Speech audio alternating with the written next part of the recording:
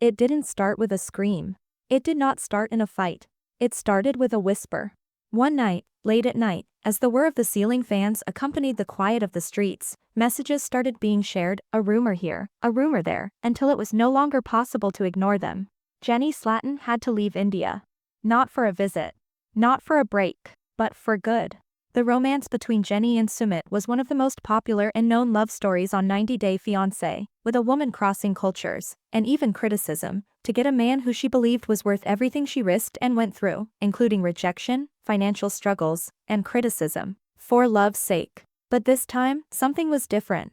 Because the story wasn't about cultural clashes and family drama. It was about secrets.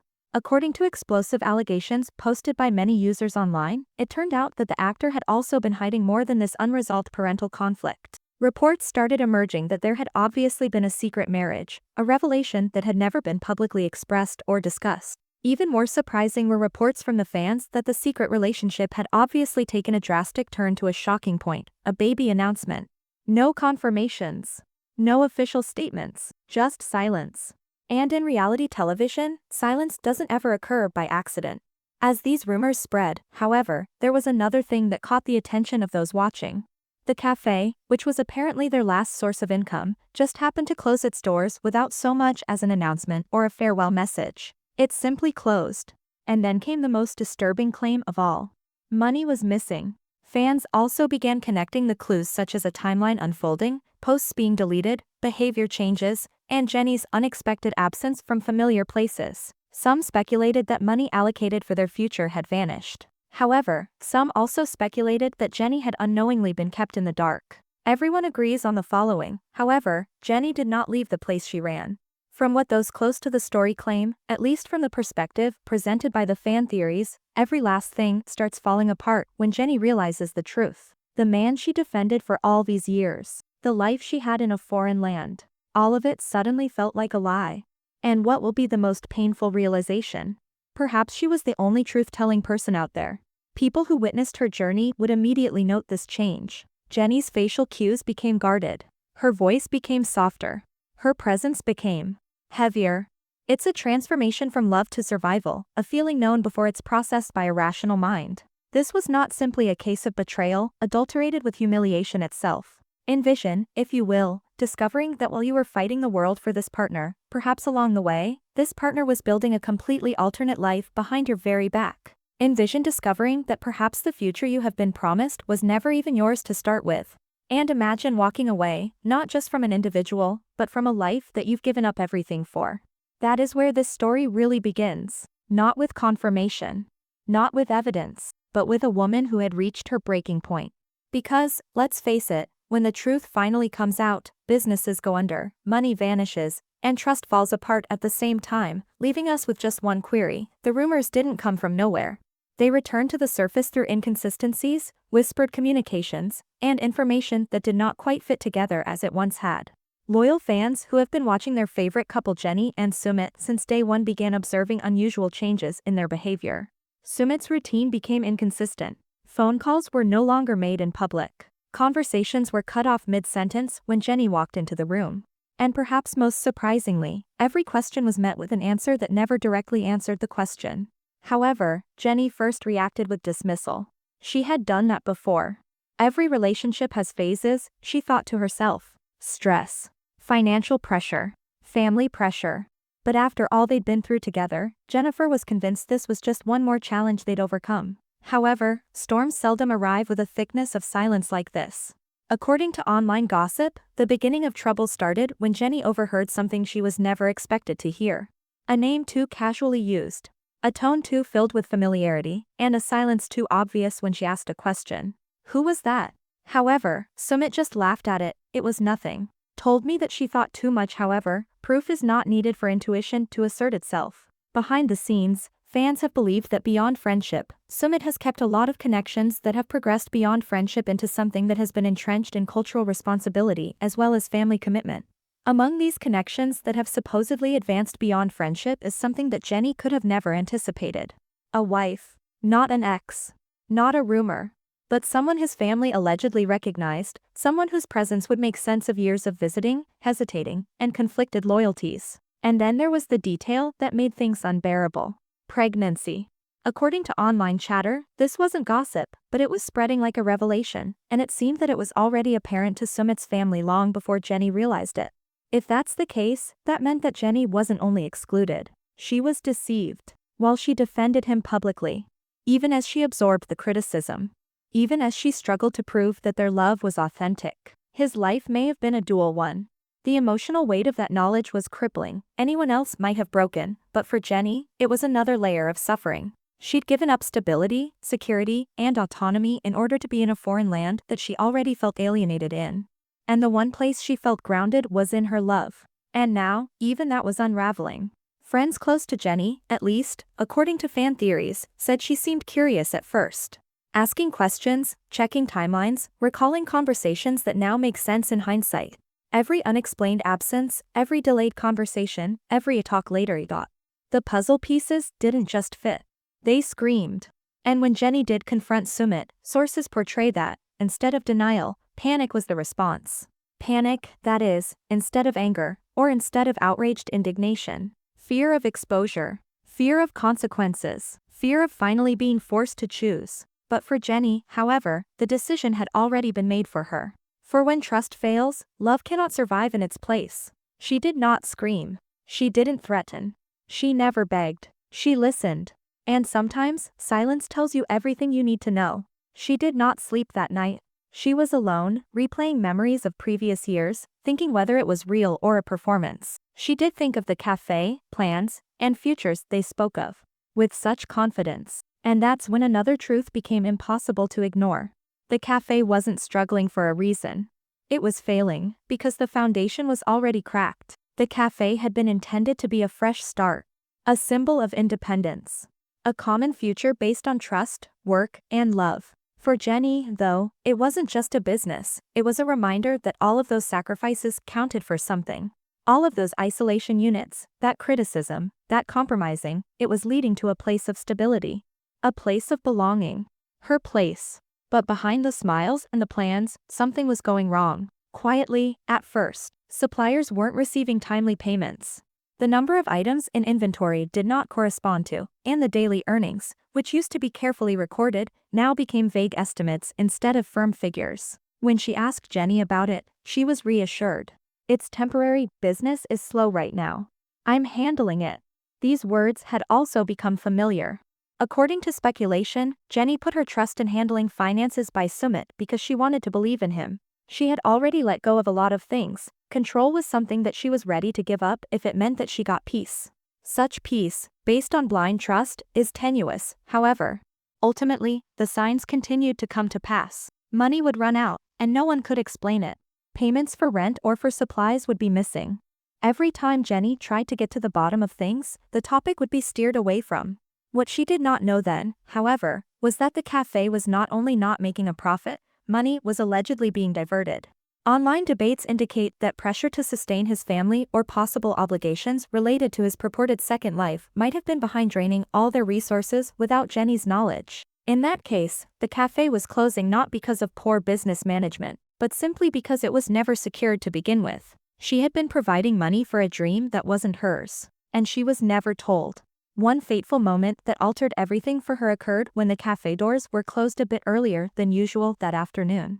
There was no previous notice or communication as to why they were closed. All that was present was a notice written by hand taped to the door. Closed until further notice, Jenny stood there, gazing at the object, and felt the burden of realization settle in her chest. There had been no discussion. No plan. No shared decision. Just another outcome she was expected to accept. Inside, idle equipment gathered dust. Shelves were half-lined. What was before a hubbub of potential now lay deserted, like many promises before it. It was also speculated that when Jenny asked him for clarifications, Sumit evaded eye contact and provided rushed, disjointed, and apologetic explanations, which centered on pressure, family needs, circumstances not in his control, etc. But what he failed to present was accountability. That's when the truth hit her, not all at once, but in a slow and painful way. This wasn't a partnership. And that was the survival at her expense. The café's closure, therefore, was not merely a financial loss. It was also proof that Jenny was being kept in the dark, not only emotionally but also financially. She had no safety net, no transparency, no control, and now, no business. As she realized this, something terrifyingly clear dawned on Jenny, but if she stays, she will lose not only money, but she would lose herself. That night, she got the documents, checked the bank information, looked over the messages she had dismissed previously. Every contradiction was now unmistakable. The money wasn't just missing. The future, too, which had been promised to her, was likewise this way, and for the first time, Jenny asked no questions of why it was happening, and only how she could stop it. Jenny didn't find out through Sumit. She didn't find out through family conversations, late-night confessions, or honest explanations. She found out the way the most devastating truths surface in the modern world, through whispers, screenshots, and a leak that spread faster than it could be contained. At first, it sounded impossible. A rumor.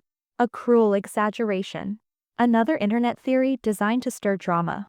But then came the details. A woman connected to Sumit. A timeline that overlapped Jenny's marriage. And the word that froze everything in place, pregnant. According to online speculation and fan discussions, information began circulating that Sumit had not only maintained a second relationship, but that this woman was legally recognized as his wife under family arrangements Jenny had never been fully informed about. And worse, there were claims she was expecting a child. Jenny sat in silence as the pieces began aligning in ways she had tried not to see before. The financial strain. The secrecy. The family pressure. The sudden need for money. The Café funds are disappearing. None of it felt random anymore. What had once felt like emotional neglect now looked like strategic silence. And the most painful realization wasn't betrayal alone, it was replacement. If the rumors were true, Jenny wasn't just being disrespected. She was being phased out. Sources online suggest that Sumit's family had been actively protecting the secret, prioritizing lineage, reputation, and tradition over transparency. In that context, Jenny's role was never meant to last. She wasn't the future. She was the obstacle. When Jenny confronted Sumit, the atmosphere reportedly turned cold. No shouting. No dramatic denial. Just avoidance. Deflection. He questioned the source, downplayed the seriousness, claimed misunderstandings, but he didn't fully deny it. And that silence spoke louder than any confession. The pregnancy rumor didn't just expose a possible second life, it shattered the foundation of everything Jenny believed she was building. Love, she realized, had been used to keep her compliant while real decisions were made without her. She had defended him for years, stood against public judgment, challenged cultural resistance. And now she was realizing she had never been standing on equal ground. The internet reacted instantly. Fans who once rooted for the couple began asking hard questions. Was Jenny ever meant to stay? Was the marriage a delay tactic? Had she unknowingly funded a life she was excluded from? Every comment, every theory, felt like another crack in a reality she could no longer hold together. But what truly broke her wasn't public speculation. It was the private clarity. If Sumit had a child on the way with another woman, then there was no version of the future where Jenny belonged, not in India, not in his family, not in his priorities. And in that moment, something inside her hardened. This was no longer about love or patience or cultural compromise. This was about survival. That night, Jenny didn't cry. She planned. She knew now that staying meant financial ruin, emotional erasure, and permanent humiliation. Whatever truth remained hidden, enough had been revealed to make one thing certain: her exit could not wait. She didn't need confirmation anymore. She needed distance. Once the rumors spread, the house changed. Not loudly. Not suddenly. But unmistakably. Jenny felt it in the silence that followed her footsteps. In conversations that stopped when she entered the room. In this way Sumit's parents watched her, not with anger, but with calculation. Whatever they knew more than she did. And whatever role they believed Jenny played in Sumit's life, it was clearly nearing its end. According to sources close to the situation, Jenny was no longer treated as a daughter-in-law, or even as a difficult wife who might eventually fall in line. She was treated like a liability, someone who knew too much, asked too many questions, and no longer fit the family's long-term plan. Rules became stricter. Where she went, who she spoke to, how long she stayed out. Even simple freedoms began to disappear. What shocked Jenny most wasn't the control itself, it was how openly it was enforced. No explanations. No discussions. Just expectations. Stay inside. Don't create scenes. Don't talk to outsiders. And most importantly, don't leave. When Jenny mentioned needing space, even briefly, the response was immediate and firm. This was her home now, they said. Leaving would bring shame. Leaving would create questions. Leaving was not an option. That was the moment Jenny understood the danger of staying. This wasn't a concern. This was containment. Sumit, once again, stood in the middle, and once again, he did nothing. Friends say he appeared conflicted, stressed, and increasingly withdrawn. When alone with Jenny, he expressed fear of his parents, fear of exposure, fear of consequences. But fear, Jenny realized, had become his excuse for everything. For lies, for silence, for letting others decide her fate. She asked him directly, "Is there another woman? Is there a child? Is that why the money is gone?" He didn't answer. Instead, he asked her to trust him. That request landed like an insult. Trust was what had kept her trapped for years. Trust was what had allowed her to ignore warning signs, financial red flags, and emotional abandonment.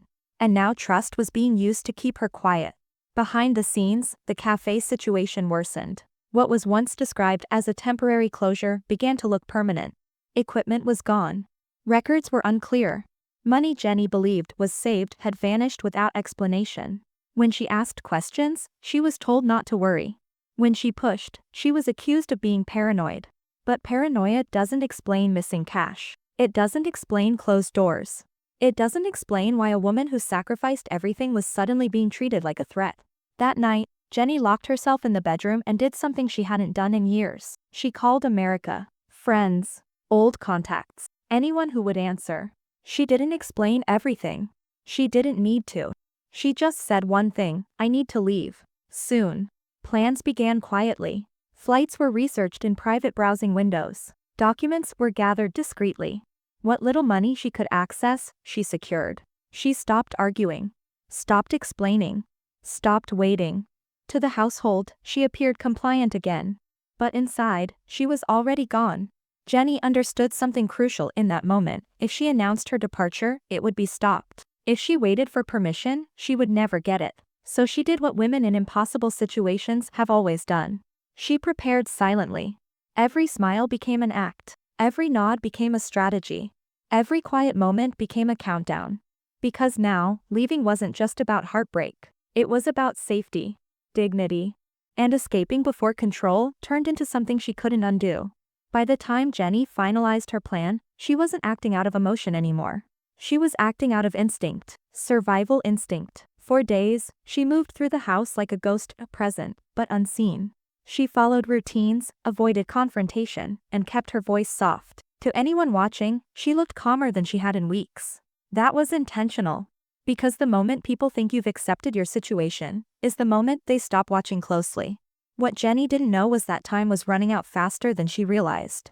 Late one evening, after Sumit returned home visibly shaken, the tension in the air felt heavier than usual. He barely spoke. He avoided eye contact. And when Jenny asked if something was wrong, his response was a single sentence that confirmed her worst fears. "They know." He didn't explain who they were. He didn't have to. The rumors had crossed a line. Whispers about a secret marriage and a pregnancy were no longer contained within closed circles. Extended relatives were asking questions. Neighbors were noticing changes. Even distant family connections were getting involved. In households like this, exposure is dangerous. And when exposure happens, blame must be placed somewhere.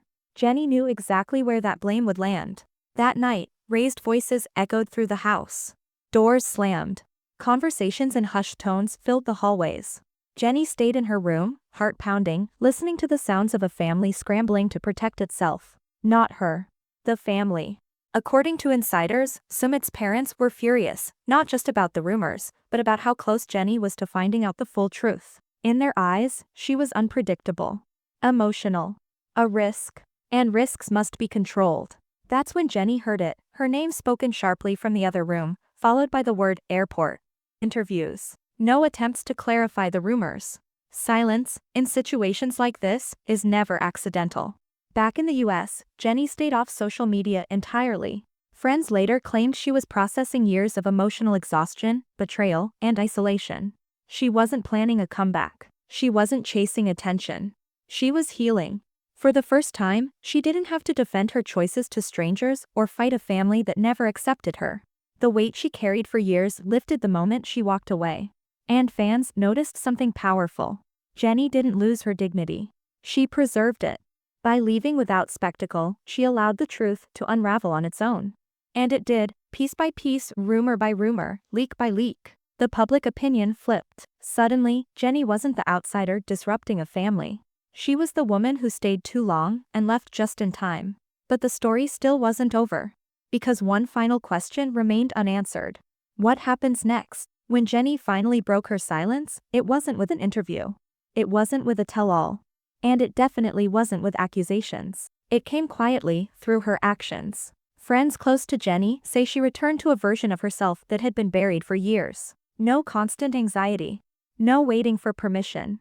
No walking on eggshells in a country where she always felt like she had to prove her worth. For the first time since leaving India, Jenny was choosing stability over chaos. And that choice said more than any statement ever could.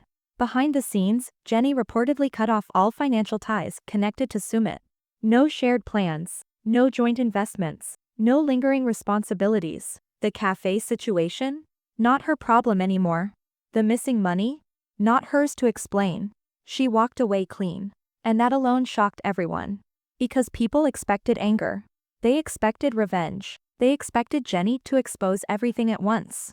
Instead, she let the truth speak for itself. Meanwhile, Sumit's world continued to shrink. With the cafe shut down, public support fading, and rumors spiraling out of control, his silence became louder than words. The secret wife claims refused to disappear, and the pregnancy leak only intensified scrutiny.